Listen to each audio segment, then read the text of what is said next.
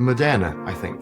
They were the first company to say, we've now got a combined IT and CHR, so CIO and CHRO have combined, because we realize we now preside over a part human and part digital workforce.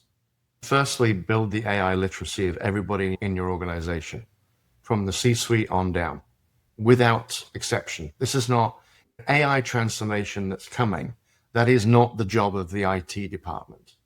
It is the job of everybody, including the IT department, to figure out how are you going to reimagine the way your company operates in a world of very highly scalable intelligence. If your skill set is understanding how to break down a problem and how to express how you want to solve that problem, you're still going to be relevant. If your expertise is you're really good at coding stuff and not that other stuff, then you know that's a problem. But I think most people who are developers might be both. And it's that ability to see the big problem, to understand how to solve that problem and how to break it down. Steve mentioned earlier that his maximum planning horizon is maybe 2 to 3 years. Traditional 5-year strategic plans are obsolete when fundamental capabilities emerge quarterly. This compressed timeline creates a paradox. Organizations must transform completely whilst planning incrementally. The solution is to build adaptive capacity, not fixed strategies. Train everybody in AI literacy, not for today's tools, but for the ability to continuously adapt. Structure organization, constant reconfiguration as human and AI collaboration patterns continue to evolve.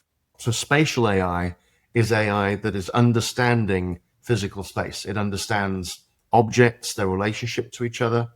It understands spaces. It understands people. And it can start to make sense of a view of the world, like a camera view, and spot things in that space. It helps the computer to understand your current physical context and therefore be more useful to you in the moment. That's what spatial AI is. And think about it as the perception module of a robot in the future. Physical AI is then, if I take agentic AI, an AI that has some level of autonomy, it can take on complex tasks, break them down into subtasks and execute on them. And spatial, so agentic AI, spatial AI, drop them inside a robot, that's physical AI. Here's what organizational AI transformation looks like in practice. Steve runs us through workshops where finance teams design AI agents for finance problems, HR teams for HR challenges. Each department becomes both client and co-creator of their digital colleagues. This isn't about IT implementing tools for others. It's about every department becoming technology creators. When I do those workshops, they're designed to get everybody on board and get everybody engaged. So because they're focused on the use case and helping a person, that tends to get line of business excited and get them to lean in and be involved. But then I always require that there are there's the members of leadership in the room, because they need to understand you want them to be champions for the effort. So once I've done my workshop, it's not just a great time and everybody goes home. They're actually champions to make sure that you get value out of it and carry things forward.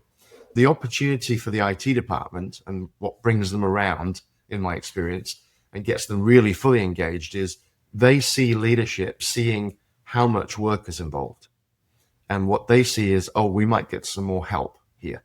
We might get some funding. We might get some more resources to help us build these things that are going to be essential to the company's success in the future. The unified workforce isn't coming, it's here. Every role becomes hybrid. Humans partnering with AI. Every department becomes technical, creating and managing digital workers. Every space becomes intelligent.